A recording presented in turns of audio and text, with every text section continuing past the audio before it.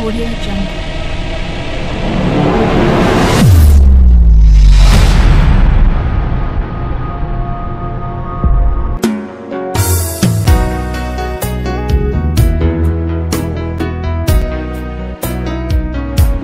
Egome, aha ni ku Muntu TV nkuko umaze kuvyumva. Kuba dukurikiranye cyane mumaze kubimenyera, ni mu kiganiro Imirindi. Turiko turiga imibatizo dukwiye kubatizwamwo iyo ariyo.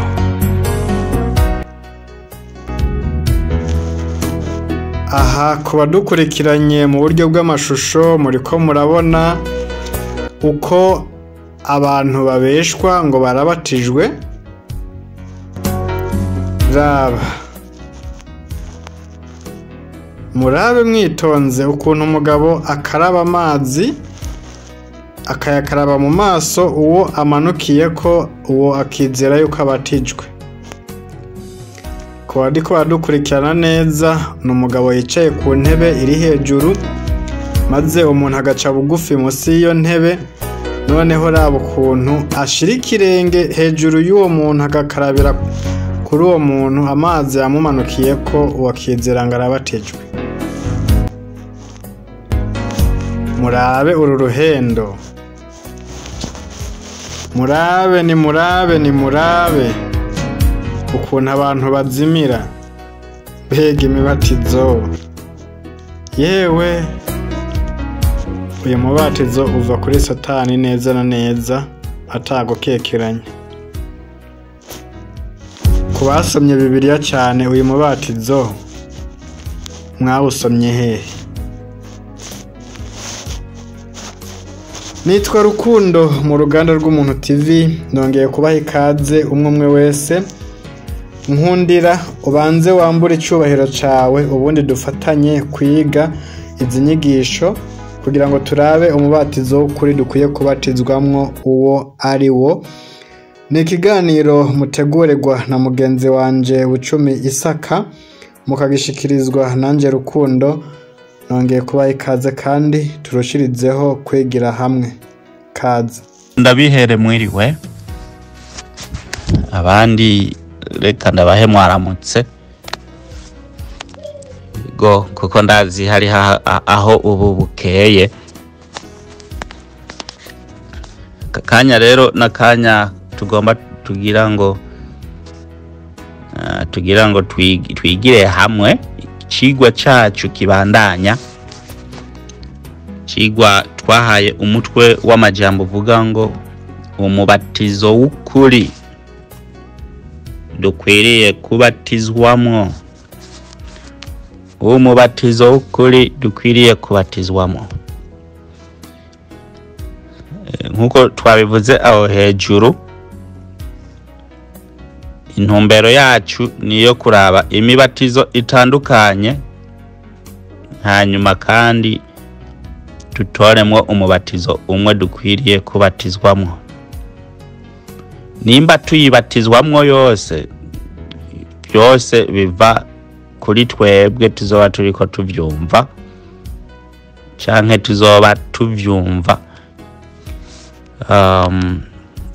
uko iyo mibatizo ikwirikirana. Duheruka kwiga imibatizo ibiri yamaze kurengana. Umubatizo wa mbere twize ni umubatizo wo kwa Mose, aho Mose yabatije abantu mu buryo bubiri. Mose yababatije mu buryo bubiri. Uburyo bwa mbere bwabaye kubabatiriza mu kiyaga citandukanije, ibyo twarabisomye.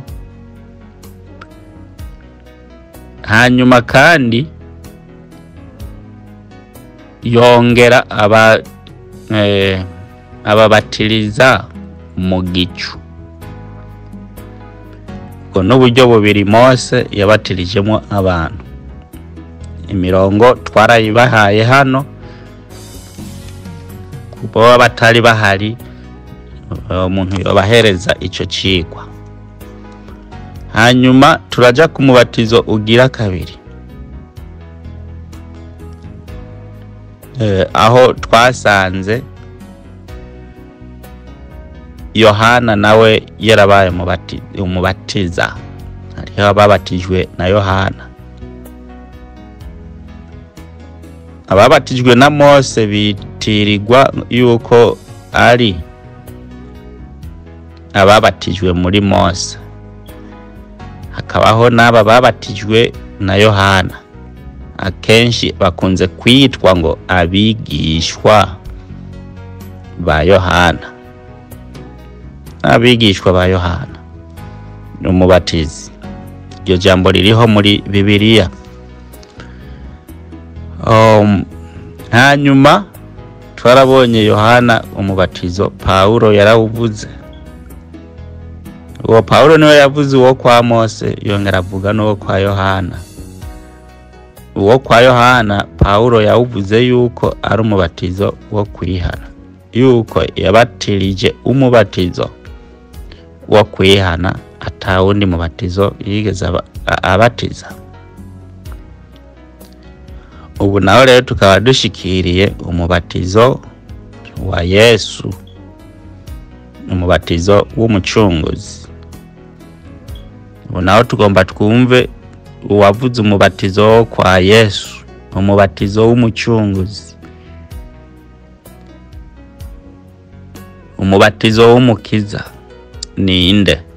Hanyuma tuza kuraba uwo mubatizo wabaye umubatizo ubwoko ki. Reka dusomere hamwe aya majambo. Rero hari uwatubwiye yuko hariho umubatizo w'umucunguzi ugiye kuzoba. Ubuso wundi n'umuntu yitwa Yohana uwabatije umubatizo wo kwihana. Ni Matayo 3:11 havuga ngo jewe Yohana ndababatirisha amazi ngo mwihane, ariko uwuzoza hanyuma yanje andusha ubushobozi, ntibinkwiriye no kumutwaza inkweto. Niwe azobabatirisha Mpwemu ndetse n'umuriro. Niwe azobabatirisha umwuka n'umuriro. Ndabisubiramo. Jeho ndababatirisha amazi ngo mwihane, ariko uzoza hanyuma yanje andusha ubushobozi, ntibinkwiriye no kumutwaza inkweto. Niwe uzobabatirisha umwuka wera n'umuriro. Matayo 3:11 avuga ngo nukuri jeho ndababatiriza n'amazi ngo mwihane, ariko uwuzoza hanyuma yanje andusha ubushobozi, ntibikwiye ntibimbereye no kumutwaza inkweto. Uyo azobabatiza muri Mpwemu yera no mu muriro. Rero uwo Yohana niwe atanze uburenganzira bwo kwerekana uwundi agomba kuzoza kubatiza uwundi mubatizo. Mwibuke hano turiko turaba imibatizo itandukanye. Kubw'iryo rero umubatizo dushikiriye mu mibatizo myinshi ihari, hari umubatizo witwa umubatizo wa Yesu. Twumvise Yohana ari wabivuze, agize je ndiko ndababatirisha amazi, mugabo hariho uwundi agomba kuza. Uwo rero niwe akwiye kubabatirisha Mpwemu yera, niko bavuze. Kaduvuge Mpwemu w'Uhoraho, kandi ababatirishe n'umuriro. Ico ni gisomwa. Rero Yohana amaze kuvuga yuko hariho umuntu agomba kuza kubatiza, kandi azobatiza muri Mpwemu, bitayeko kandi akabatiza no mu muriro.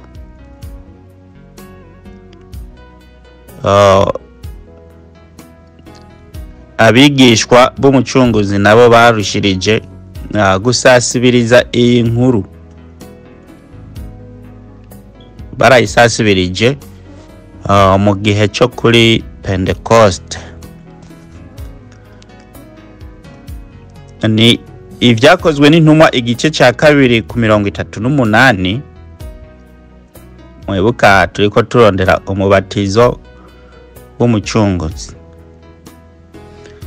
Aha ibyakozwe n'intumwa 2:38, Petero arabasubiza ati nimwihane umuntu wese wo muri mwe abatizwe mu izina rya Yesu Kristo ngo mubone kubabarirwa ibyaha byanyu, kandi namwe muzohabwa iyi mpano y'umwuka. Ni Paulo, nuko nongeye kandi kubisoma mu Kinyarwanda. Reka tubirondere mu Kirundi. Byakozwe n'intumwa 2:38 havuga ngo Petero arabishura ati nimwihane umuntu wese muri mwebwe abatizwe mu izina rya Yesu Kristo mubone guharirwa ibyaha byanyu, kandi muzohabwa ingabire ariyo Mpwemu yera.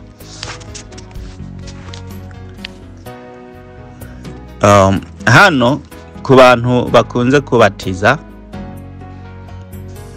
barashoboye kuhisunga cyane gose kugira ngo abantu babatizwe mu izina rya Yesu. Riho amadini akunze kubikora, bakaca babatiza mu izina rya Yesu, bagafata umubatizo tuvuge wo kwa Yohana, tuvuge umubatizo w'amazi,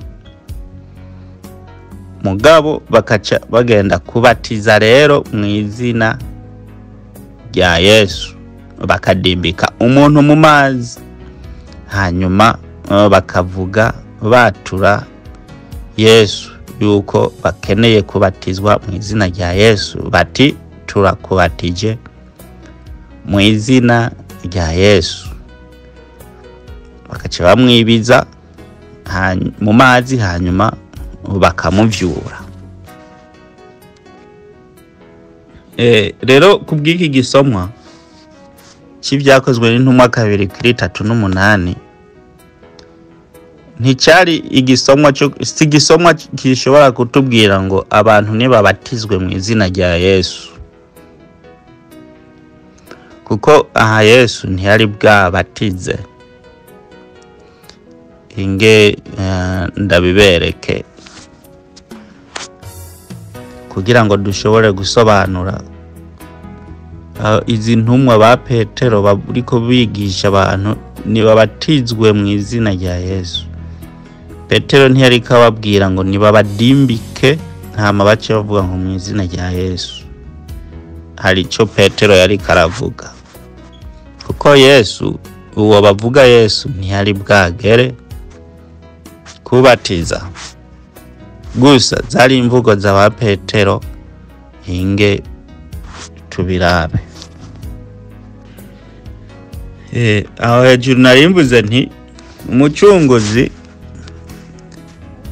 ntiyari bwigere abatiza, igihe ciwe nticyari bwashike. Kuva Yohana amaze kuvuga ati uwuzoza niwe azobabatiza, kandi mu kubabatiza ntabwo azobabatiza uko ndiko ndababatiza, nyene azobabatiza ibitandukanye. azobabatiza muri Mpwemu bavuze yera, yongere kandi anababatize mu muriro. Ba Petero nabo bagize mwihane mubatizwe mu izina rya Yesu Kristo kugira ngo umubone guharirwa ibyaha byanyu. Yohana 4:1 havuga ngo nuko umwami Yesu amenye yuko abafarisayo bumvise ko yigisha kandi abatiza benshi arusha Yohana. Kuri 2, icyakora Yesu ubwiwe siwe yababatiza ahubwo ni abigishwa biwe. Aho ni muri Yohana igice cya 4:1. Guma nibagira Bibiliya y'Ikirundi katuyijemo kugira ngo bidusobanukirwe neza. Ni Yohana 4:1-2.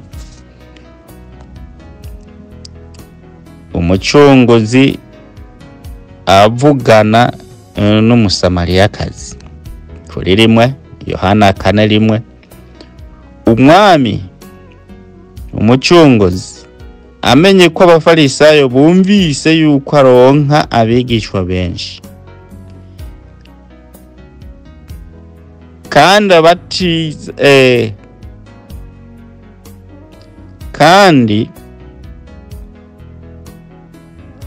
abatiza benshi arusha Yohana.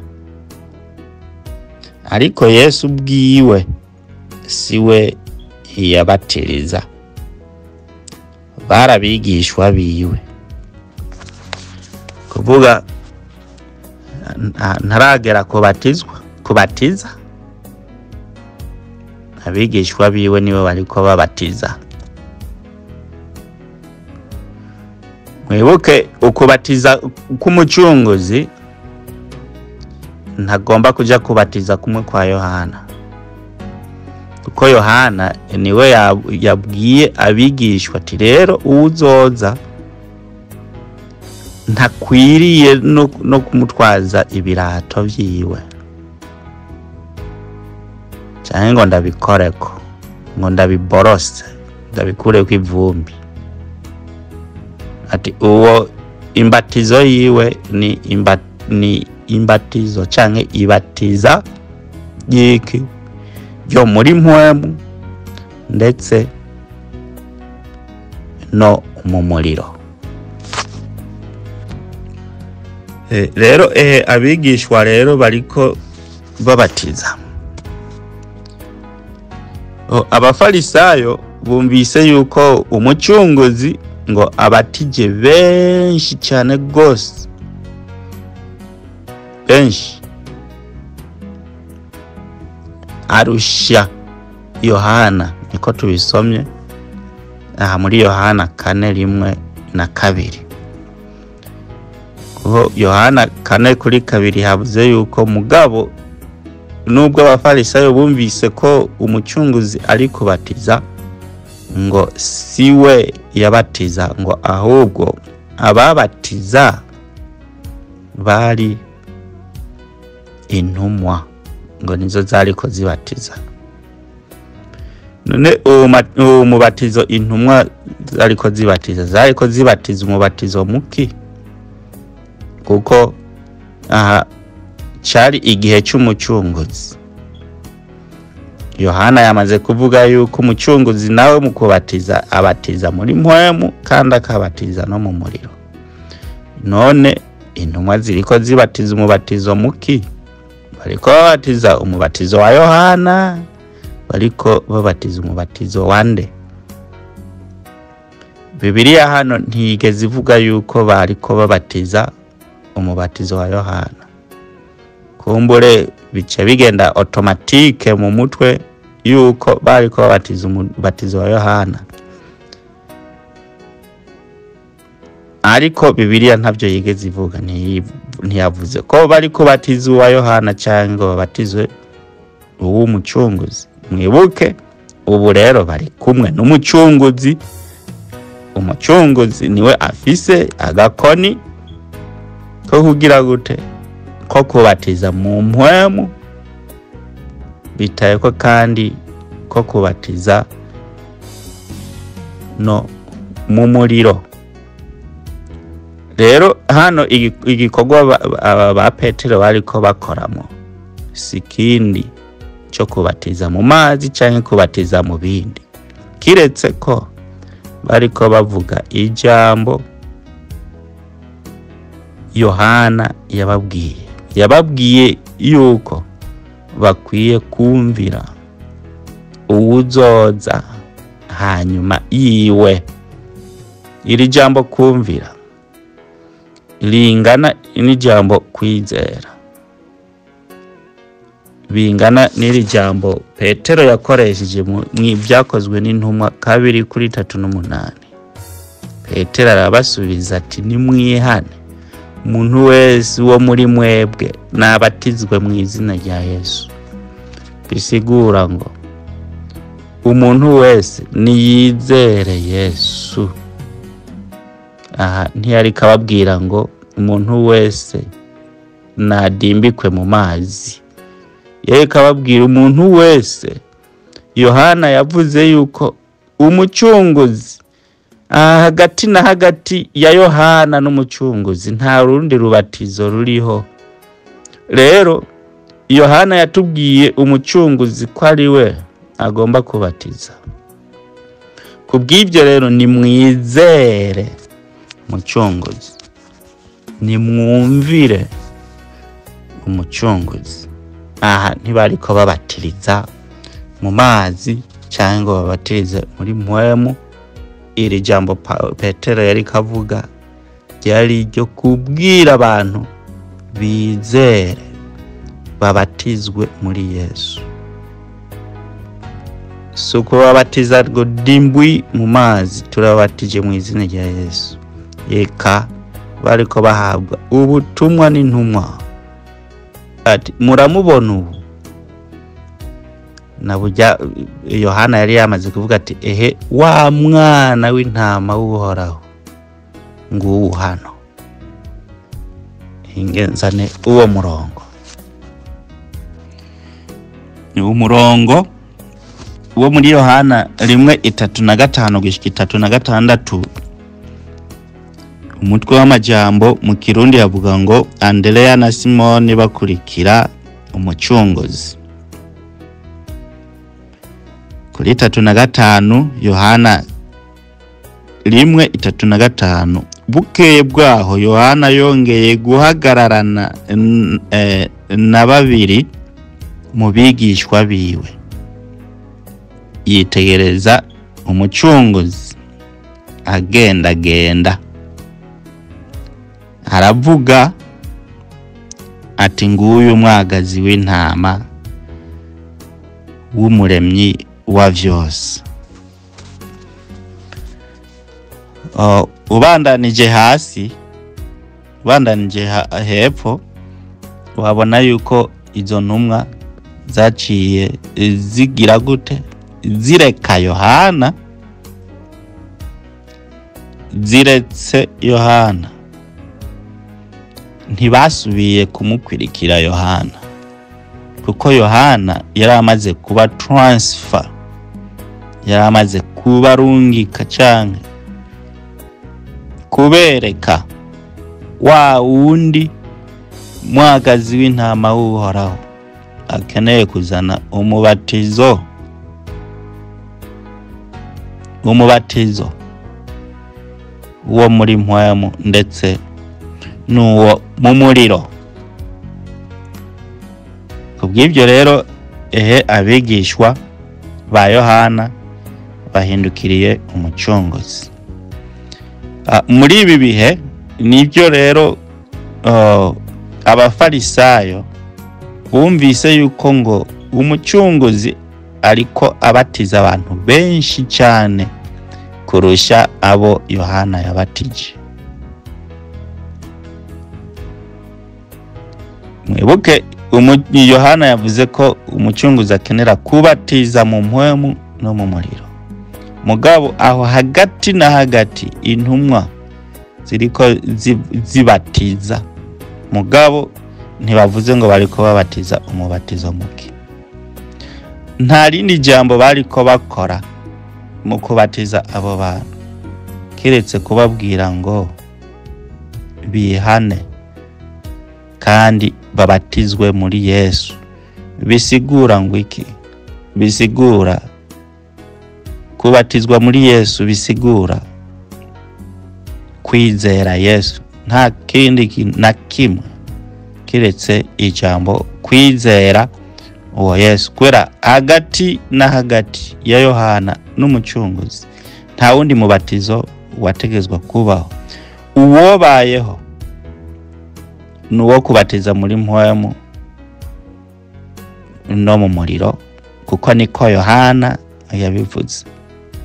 Rero ko atawundi wari uhari, intumwa zivize uburenganzira bwo kubwira abantu kwizera uwo Yohana yamaze kubabwira ati ehe ngubu mwana w'intama uhoraho, ehe ngubu umwana ababwira yuko azobabatiza uwundi mubatizo.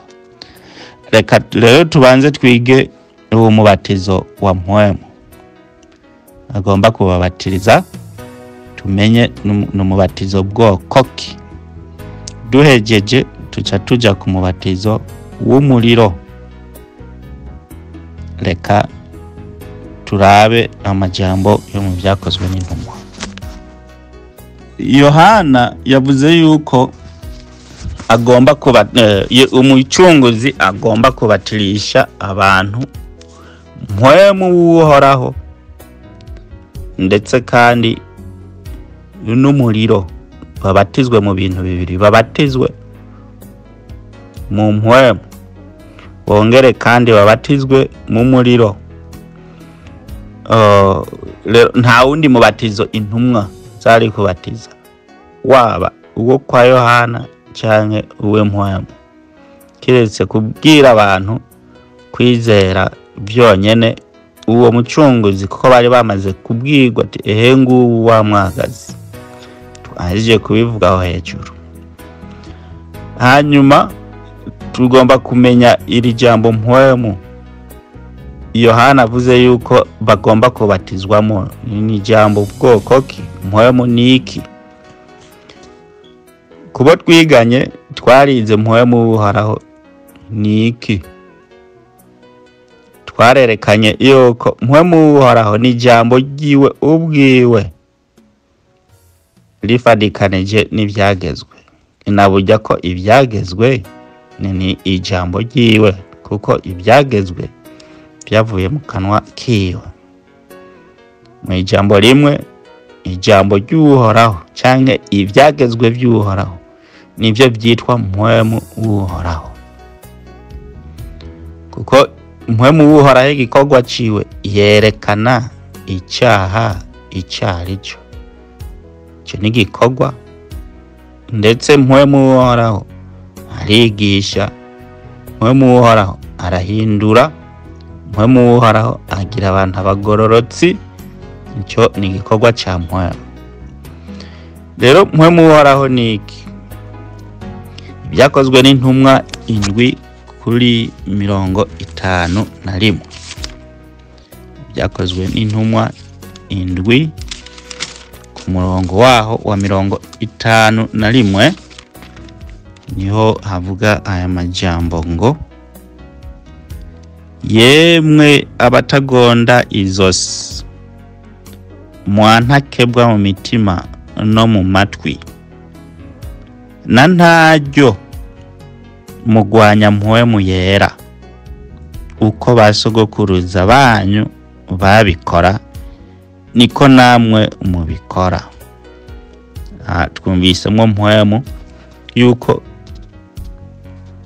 abo bantu bagwanya mpwemu uhoraho bakabikora nk'uko basekuruza babo babikora. Ni ukuvuga basekuruza babo bagwanya mpwemu nk'uko n'aba bagabo bagomba bicishe Stefano amabuye bariko bagira gute, bakomanaza imitima mu buryo bwo kuzibira mpwemu, mu buryo bw'uko tejeje gusoma havuze yuko ngo 5:1 ngo na ntaryo mugwanya mpwemu yera uko basogokuruza banyu bakora niko namwe mubikora mu kugwanya mpwemu. Kandi turabe basokuruza bagwanya mpwemu nkuko aba bariko babikora mu buryo buki kugira tumenye mpwemu. Ko tugomba kumenya ni mpwemu bwoko ki umucunguzi akeneye kubatirisha abantu. Reka tuzana umurongo. Mpwemu nguwu hano basokuruza bagwanya. Mwibuke iki gihe cha Stefano inkuru yari kababwira zose izarizo. Yariko abaha histoire y'ukuntu bagiye bacumura ko nabo bagomba bica umuvugishwa kandi atacaha afise bagomba kubikora nk'uko basokuru nabo babikoze babikorera abavugishwa. Ibyakozwe n'intumwa 7:5 nasimbye umurongo umwe gusa, duhejeje gusoma kuri 51 ubu tugeze kuri 53. Havuga ngo ibyakozwe n'intumwa igice c'indwi 5:3 ari mwebwe mwahawe ibyagezwe bizanywe n'abamarayika ntimwavyitondera. Uku niko kugwanya mpwemu uhoraho. Basokuru bagwanije mpwemu mu kwanka kugendera mu byagezwe by'uhoraho. Ibi byagezwe by'uhoraho nibyo muri Yeremiya 3:1 bivuga yuko ngo hanyuma ngo azobashiri ibyagezwe muri mwebwe bigume muri mwebwe bibane namwe ibihe byose. Mpwemu akeneye kuja muri mwebwe. Uko aba bayeshuruni bariko bagwanya mpwemu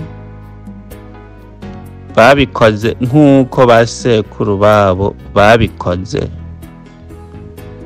mu kutagendera mu byagezwe uhoraho yarungikanye abamarayika. Ngo babikoze cyo kimwe. Bavuze cyo kimwe no kuvuga ujya mpwemu bariko bagwanya mu kugomba kwica Stefano kuko yari kabahereza ubutumwa bakabwanka.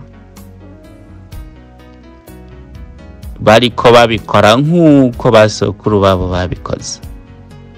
Rero bariko bagwanya ivyagezwe by'uhoraho.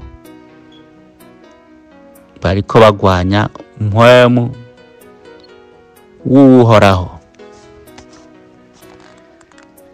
Ahejuru nanditse nti umucunguzi abatiza muri mpwemu. Turiko twiga umubatizo wo muri mpwemu nawo umubatizo bwoko ki.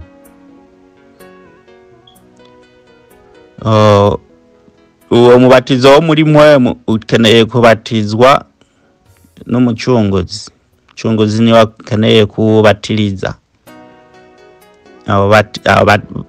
Abatirishe Mpwemu yongera abatirishe kandi n'umuriro. Na Mose yabatirishije ibintu bibiri. Yabatirishije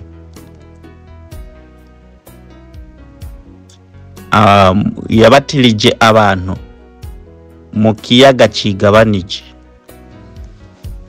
ntihari mu mazi, bahaca bagenda humye. Yongera kandi ababatiriza mu gicu.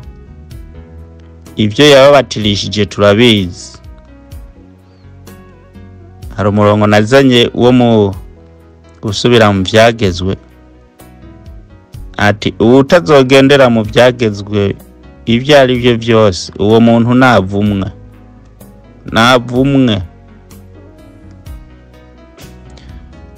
Yohana nawe araje aravuze ati rero jewe umubatizo wanje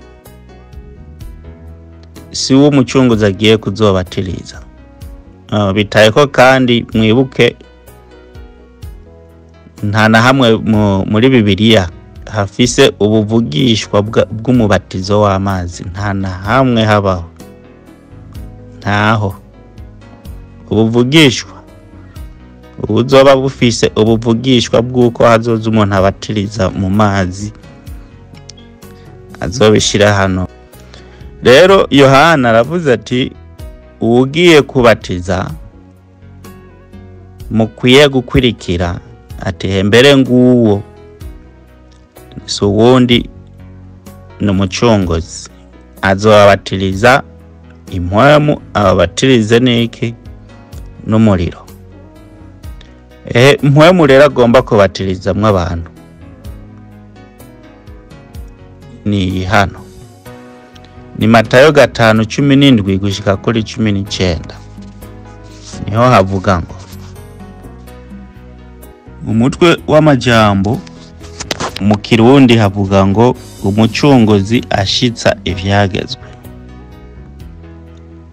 Ashitsa ivyagezwe ivyahe? Ashitsa amajambo y'abavugishwa. Ashitsa rero umubatizo agize gute? Agomba kubatiza umubatizo w'Impwemu. Umutwe w'amajambo Matayo 5:17 gushika 19 havuga ngo umucunguzi ashitsa ivyagezwe. Kuri 17 Matayo 5, ntimugire ngo naje gusenyura ivyagezwe canke amajambo y'abavugishwa n'Uhoraho. Sinaje kubisenyura, naje kubishitsa. Ndababwira ukuri, gushitsa aho ijuru n'isi bizoviraho, nta kanyuguti na kamwe canke n'akazatsa bizova ku byagezwe, gushitsa aho byose bizoherengeterezwa. Nuko uzorenga ibwirizwa na rimwe iryo muyoroshe hanyuma y'ayandi, akigisha abantu ngo bagire batyo, mu bwami bwo mwijuru azokwitwa muto hanyuma y'abandi. Ariko uyitondera akayigisha, uyo we azokwitwa mukuru mu bwami bwo mwijuru. Aha rero yatanguye kubatiza. Yuko umucunguzi ntabatiriza mu mazi, abatiriza muki? Muri Mpwemu. Aha rero aratanguye gushitsa ibyagezwe, tanguye gushitsa ibyavuzwe, tanguye kubatiza muri Mpwemu. Muri Mpwemu abatizamo ni wahe? Ni wa wundi basokuru bagwanya, ngo baramugwanije gose mu kutagendera mu vyagezwe byeke by'uhoraho. Ibyo byagezwe rero bagwanije nibyo umucunguzi aciye azavuga ngo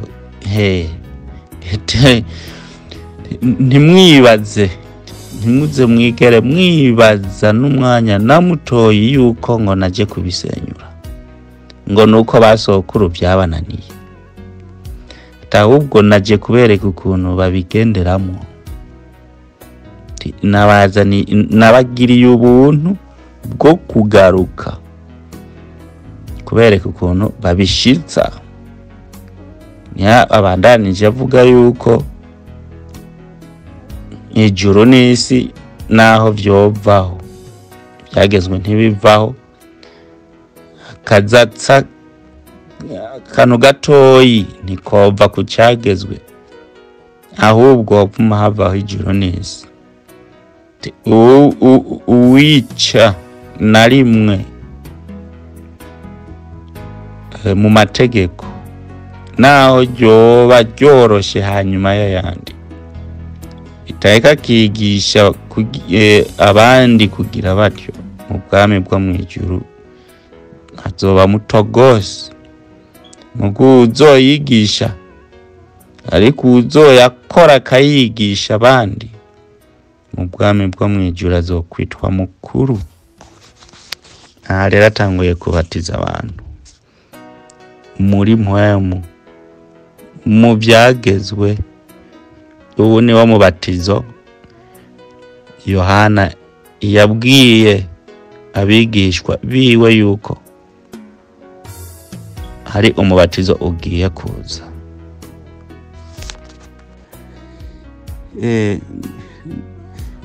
Nizere hano yuko abantu baza kwibaza yuko nagiye kwigisha ibyo byagezwe.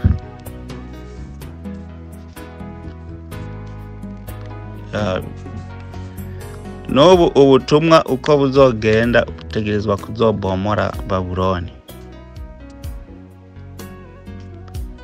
Ivyinshi mwibaza yuko ari byo muzosanga atari byo.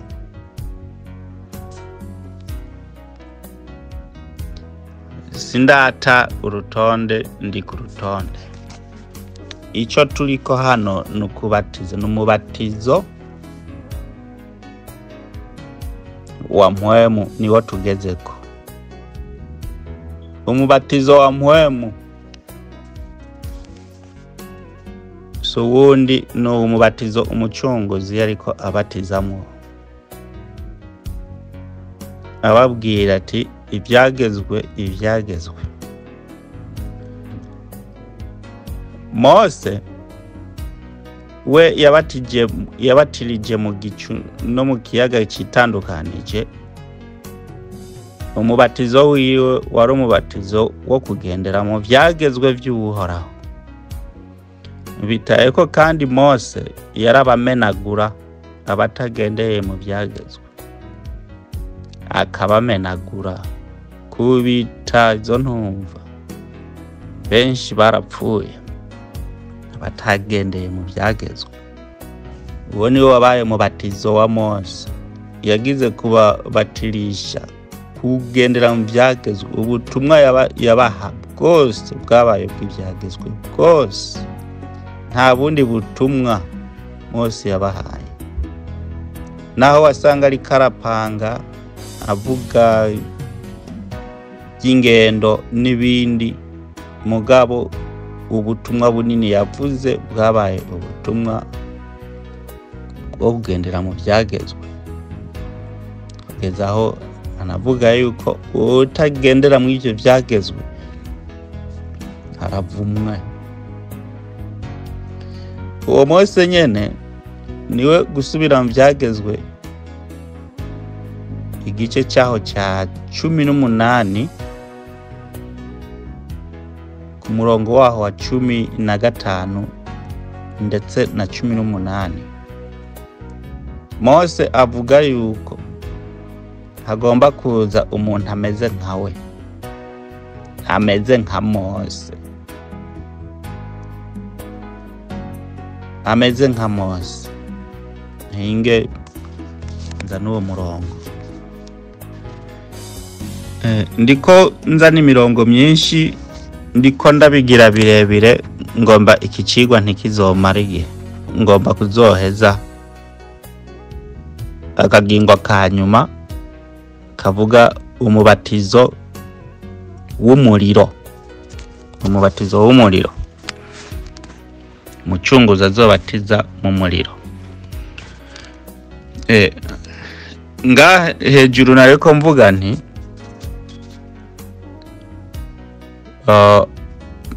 ubutumwa Mose yavuze bwabaye bw'ivyagezwe, kandi abatagendera mu ivyo vyagezwe yarabamenagura.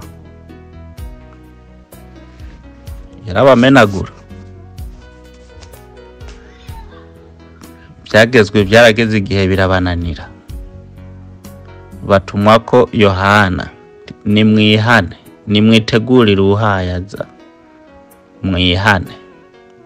Ububaye umubatizo nkuko Paulo yabivuze. Yohana aravuga ati ugiye kuza rero agiye kuzobabatiza mu mpwemu no mu muriro. Impwemu agomba kubabatizamwo si mpwemu yanira nka Nyabusorongo, ni mpwemu uhoraho. Na uwo mpwemu uhoraho si uwundi, ni ijambo ryiwe, ari navyo vyagezwe vyiwe. Na burya Bibiliya yitwa ngo ni igitabo c'ivyagezwe. Igitabo c'ivyagezwe nico citirirwa Bibiliya no munsi. Ico gitabo c'ivyagezwe nico citwa mpwemu uhoraho. Wavyanka wavyemera, turavuga tukigera. Rero hejuru mpejiye kuvuga yuko hariho umuntu uhoraho yabwiye abayeshuruni ko akeneye kuzoza asa nka Mose, azoza ameze nka Mose. Aho ivyo mba ndiko nababwira hano, ndiko nababwira uwo muntu ntazoza avuga ubutumwa butandukanye n'ubwo kwa Mose. Azoza ameze nka Mose, no kuvuga azoza afise ubutumwa bwa Mose. Ubwo butumwa bwa Mose nibwo twumvise Stefano avuga yuko kera basokuru bagomeye mpwemu, bagize gute, bagwanije mpwemu, bagwanije ivyagezwe, banse kugendera mu vyagezwe kera. None namwebwe nuno munsi niko muriko mubikora. Nk'ubu mugomba muce ku cyagezwe cyo kwica, amaraso atafise icyaha.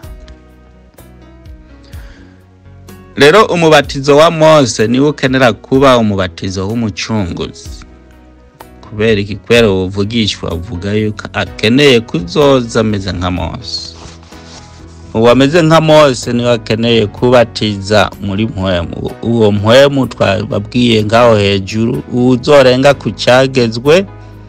Mwibaza nimba mwibaza yuko noba naje gukura ivyagezwe vya Mose, sinzi ko aho muhumva. Mbega muribaza ko noba naje gukura ivyagezwe vya Mose, atahubwo naje kubishitsa. Uzokwihenda agakura ko n'akazatsa, aba afise inkomezi zo gukura hijuru n'isi. Utafise izo nkomezi ntugakure ko n'agazatsa kuki ku vyagezwe vya Mose. Ku vyagezwe ntugakureko. Horaho aravuze ati nzobaho hagurukiriza. Ni gusubira mu vyagezwe 18 kuri 15, tusimbye kuri 18 gushika kuri 19 havuga ngo gusubira mu vyagezwe 18-15, uhoraho wawe azoguhagurukiriza umuhanuzi ameze nkanje, akomotse hagati muri mwebwe muri bene wanyu azobe ariwe mwumvira. Iri jambo azobe ariwe mwumvira, azobe ariwe mwumvira, niryo rya jambo ba Petero bakoresha ngo mubatizwe mu izina rya Yesu, bisobanura mwizere Yesu, kuko ba Petero ntibari kubatiza, ntibari kubabatiza badimbika, bari kubabibutsa aka kajambo ngo uwo akomotse hagati mu biwanyu, uwo muhanuzi ameze nka Mose avuye muri mwebwe azoba ariwe mwumvira, bisobanurwa muze mubatizwe mu izina ry'uwo Yesu, bisobanurwa ngo muze mumwizere. Nta kindi kintu bari kubavuga ba Petero, bari kubavuga ubutumwa bwa kera. Kuri 18 gusubira mu Vyagezwe 18:18, nzobahagurukiriza umuhanuzi ameze nkamwe akomotse muri bene wabo, nzoshira amajambo yanje mu kanwa kiwe, aje ababwira ibyo ndamutegetse byose. Nawe nyene akeneye kugendera mu mategeko. Kuri 19 gusubira mu Vyagezwe 18:19, kandi utazumvira amajambo yanje, uwo azovuga uwo mucunguzi mu izina ryanje, nzobimuhora. Kuvuga iki? Azokora nka Mose, utazogendera mu majambo Uhoraho yatumye uwo mucunguzi, utazokwizera uwo mucunguzi ico azoba avuze, ibyo bintu uwo muntu azobihogwa. Nukuvuga kumwe kwa Mose, n'umuntu rero ameze nka Mose, n'umuntu asa nka Mose, n'umuntu avuye mu bayeshuruni bahawe kugira ngo bamwizere. Kumwizera nibyo ba Paulo bavuga ni mubatizwe mu izina rya Yesu. Nguma ndagisubiramwo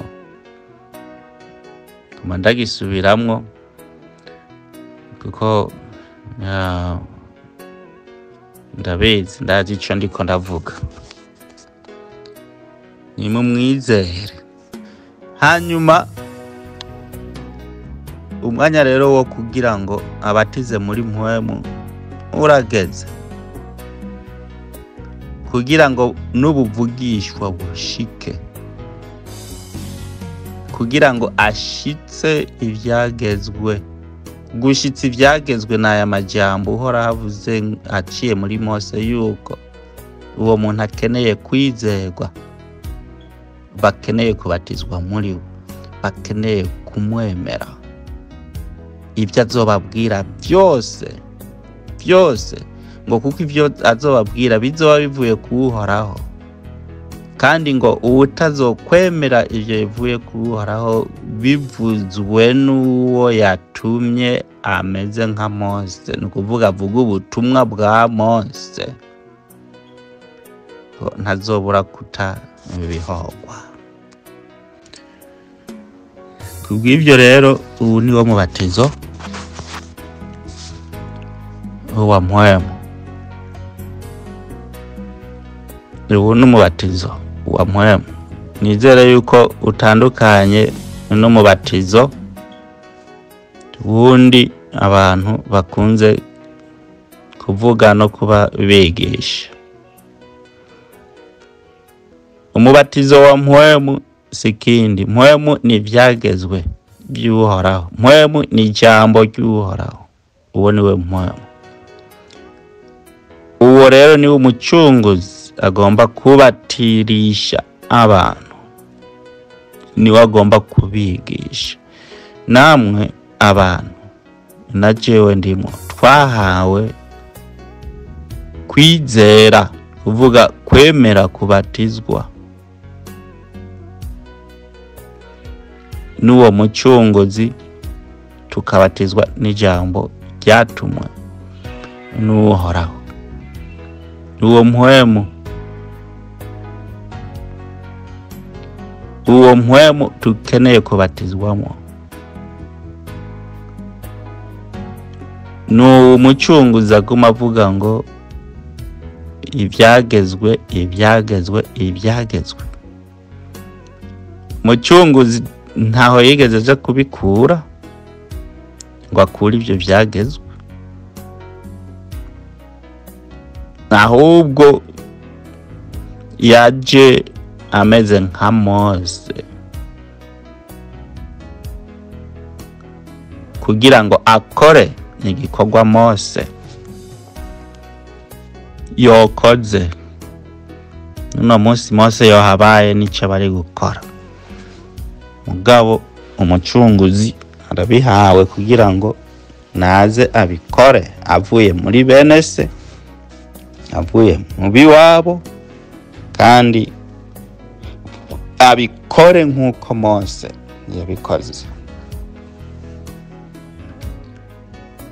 Batizwe rero mu mpwemu, ni mubatizwe umubatizo w'umucunguzi. Uwo mubatizo w'umucunguzi, umucunguzi niwe nzira, niwe kuri, niwe bugingo. Yohana ntashobora kuba nzira, Yohana ntashobora kuba bugingo, Yohana ntashobora kuba kuri. Mwibuke umucunguzi nta na hamwe yigeze abatiza mu mazi. Twabisomye muri Yohana 4:1-2 yuko umucunguzi ntaho yigeze abatiza ngo abatirije mu mazi cyangwa abatirije ahandi. Ibyo ni bya Yohana. Umucunguzi icyo agomba kubatizamo ni muri mpwemu. Rero nugukwirikira nzira n'ukuri n'ubugingo, ni nawe uwo Yohana yavuze ngo nuko ntagombye kubirehura ngo bibe byinshi. Twari kujya mu mvugo za Yohana, aho Yohana yerekana ati jewe rero ibyanje ntimubifate, ati ibyanje jewe nahejeje, nimufate iby'umucunguzi. Biriho aha muri Bibiliya. Rero mufate iby'umucunguzi. Ubu ni wagomba kubabatiza neza, agomba kubabatiza nka Mose. Ubwami bw'uhoraho buzoba bufise ishusho y'ubwami bwa Mose. Mu bwami bw'uhoraho hakora itegeko, nta buntu bubayo mu bwami bw'uhoraho, ni itegeko. Nico gituma uwo mucunguzi mu bwami bwiwe avuga ati byagezwe je sindabikura, mategeko sindayakura. Rero kaze mubatizwe mu mucunguzi. Jewe Isaka ndavuga nka ba Petero, ni mubatizwe mu mucunguzi. Hanyuma rero ubwo kubatizwa mu mucunguzi mba ndababwiye ni mumwizere ibyo ababwira byose, kuko kubatizwa muri Yesu bingana ijambo kwizera Yesu, nta bindi bisigura. Hama rero uko kumwizera niyo yatangura kubabwira, nta kindi azobabwira. Mumubajije ati twokora iki kugira ngo tube mwijuru, zoca babwira ati mbe murazi ivyagezwe? Niyo mwavuga ati turabizi, zoca babwira ati rero genda rero mu mahanga mubatize abazovyemera bose kugendera mw'ivyo, mwawe mahanga mubabatize, kubera mwawe mahanga nta byagezwe bafise, ubwo butunzi ntabwo bafise. Genda rero mubibabatirisha, ndabaye bubasha, mugende kubibabatirisha aba banyamahanga. Naho nyene yari kavuga abayeshuruni, abo bakene bibahe, mubibabatirishe, nta bindi nukubabatirisha Mpwemu, nukubabatirisha ivyagezwe, nukubigisha ivyagezwe, bagendere mu vyagezwe, bareke kugwanya Mpwemu nkuko basokuru bamugwanya. Aho niyo bazoronka kuragwa mu ubwami bwo mwijuru. Mu kurangiza, hejuru nari navuze ivyahishuriwe Yohana 14:12 havuga ngo aho niho kwihangana kw'abera kuri. Aha niho herekana yuko wabatijwe vy'ukuri. Aha niho biboneka kuruwera kuvuga ko wabatijwe neza. Nabitondera amategeko y'Uhoraho, amategeko y'Uhoraho. Hariya gusubira mu byagezwe twumvise ngo uwo muntu azoza avuga ibivuye kuri jewe Uhoraho, niko Uhoraho yavuze. Aha naho havuze ngo bitondera amategeko y'Uhoraho bakizera nk'ukwa Yesu, bakagira kwizera nk'ukwa Yesu. No kuvuga hano ntibavuga ngo Yesu yarize, bavuze bakizera Yesu. Uku kwizera Yesu nimwe ba Petero bakumavuga ni mubatizwe muri Yesu, ni mubatizwe muri Yesu, bisigura ni mwizere Yesu. Rero hano yavuze ngo aho ni ukwihangana kw'abera kuri, bisobanura uku niko kubatizwa kukuri. Kubatizwa kukuri bisobanura bitondera amategeko y'Uhoraho, bingana na rya jambo gusubira mu byagezwe yuko ngo amajambo yanje zoba avuye mu ako kanwa k'uwo muntu muze muyizere, kandi bakizera n'uwabatumweko umucunguzi. Ni ibintu bibiri nshobora kubimatura. Ibyo bintu nibyo mubatizo witwa umubatizo wa Mpwemu w'Uhoraho. Mpwemu, bazobatizwa muri Mpwemu.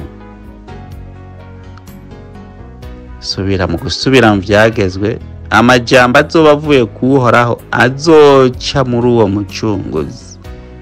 Utazoyizera azoyahogwa, niko twabisomye. Mose nawe ngo utazogera mu ivyo vyagezwe navumwe. Umucunguzi naho ngaha mu byahishuriwe Yohana 14:12 kugira ngo urabe uwabatijwe ukuri, nuwitondera amategeko y'Uhoraho, hanyuma akabatizwa muri Yesu. Nukuvuga nuwizera Yesu, agendera mu byagezwe by'Uhoraho. Uwo niwe yabatijwe. Nta kundi kubatizwa kiretse yuko umuhigwe nuwabatijwe mu kugendera mu byagezwe by'Uhoraho, kandi akaba yizera n'umucunguzi. Ndahejeje akagingo kagira kane, umubatizo wa Mpwemu. Na hejo uhoraho abikunze, kaze tuze twigire hamwe ni gute umuntu abatizwa mu muriro. Tugomba kuzorabira hamwe umuntu abatizwa gute mu muriro. Mbega amadini y'uno munsi murabatiza mu muriro k'umucunguzi yabatije muri Mpwemu? Okay, muravuga ko mufise Mpwemu, none mu muriro naho murabahabatiza? Kuko niko nimba umubatizo wa Yohana niko mutegerezwa kubatiza muri Mpwemu no mu muriro. Iyo mibatizo yose muce muyibatiza. Mugabo uko tuzovyiga bizoba bitandukanye. Nzobereka ni gute tubatizwa mu muriro, kuko uwo umucunguzi akeneye kubatiza uburyo bubiri: kubatiza muri Mpwemu, kubatiza no mu muriro. Mwese nimugire igihe ciza. Yari mwene so Bucumi Isaka. Shalom. Urakoze cyane mwene data Bucumi Isaka. Aha niho dusoreje igice ca gatatu n'ca kane muri izi nyigisho zo kurabira hamwe umubatizo w'ukuri dukwiye kubatizwa uwo ari we. Mbararikire kubana natwe mu gice ca nyuma kizokurikirako, turabira hamwe umubatizo w'ukuri dukwiye kubatizwa uwo ari wo.